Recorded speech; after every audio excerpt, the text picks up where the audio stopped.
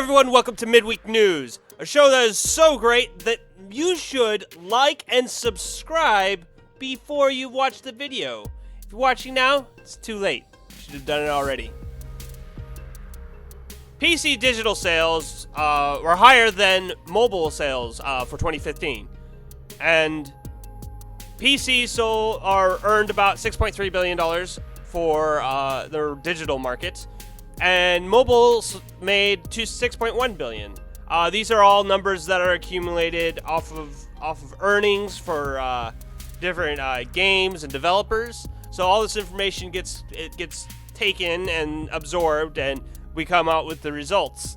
And not only do we see an increase in PC digital sales outpacing mobile games, which hasn't happened in the past few years.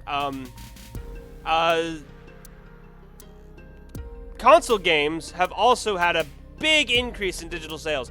Not really in the quantitative, but they've had a 34% increase since 2014.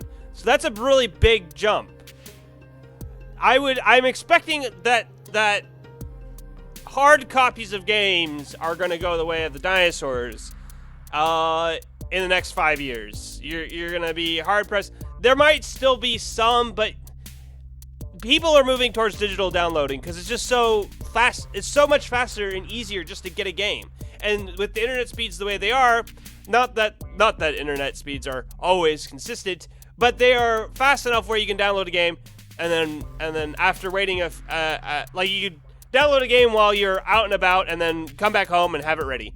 It's really easy. It's also really great to have a library of games that you don't have to store on your computer, so it's really easy to access them whenever you want. And so that's just the way the market's moving, and it's been trending that way for quite a while. And it's just good to see that digital markets are doing well. So here's a game that I never really knew existed, and I'm really glad it does. It's a Harvest Moon-like game called World's Dawn, which features a lot of relationships with characters, and you do some farming, and you take care of animals, and it's Harvest Moon essentially, but it's on Steam, and that is fantastic because I've always wanted to play more Harvest Moon, but I can't get the latest Harvest Moons. I only have a DS. I don't have a 3DS, and just buying those. I'm not really a huge fan of Game Boys anymore. To be honest, I like to play my Game Boy every now and then, but it's more like I prefer playing on my computer. I prefer playing games that don't. I feel like they're just overcharged with Game Boy products. There's just too much money, and it's a lot cheaper and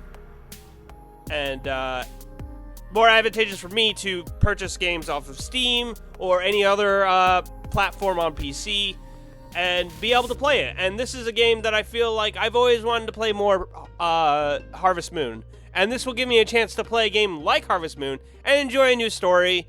And I'm really looking forward to World's Dawn. It's on sale for now until February 1st. So if you wanted to try a Harvest Moon game out, I recommend this. It's $12 on Steam.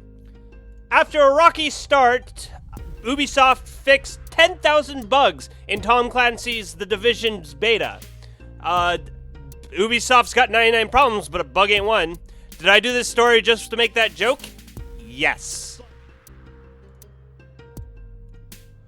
The Strong National Museum of Play, who's responsible for World Video Game Hall of Fame, is accepting nominations from the public until February 29th of this year to be considered for this year's induction into the Hall of Fame.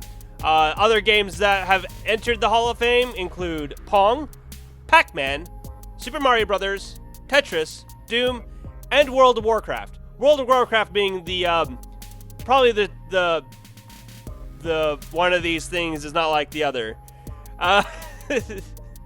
Like, you got all these classic games, and then you get World of Warcraft, which is like, I don't know. It's almost a classic at this point. How long has it been out? But it has been very influential in the gaming industry. So if you want to nominate a game, you can. You just have to say what game it is, who designed it, and why you think it should be inducted into the Hall of Fame. That's all you gotta do. And I don't know how much of your vote will be considered. I'm sure what it will be more or less is if they see a massive influx of like people craving like Final Fantasy, for an example, like not just the genre in general, that they might take that into consideration, and they might actually spend some time reading on it. I'm sure there's probably a board that will vote on it out of all the nominations given, and so it's interesting that they're getting some people to get involved in this.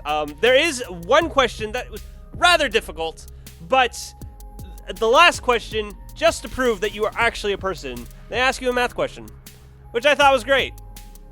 This is fantastic. Hopefully it doesn't get really too complicated. Like, that would be really crazy. But so yeah, I thought that was really interesting, and I wanted to share that knowledge with all of you, so you could nominate any games that you think are worthy for our gratitude.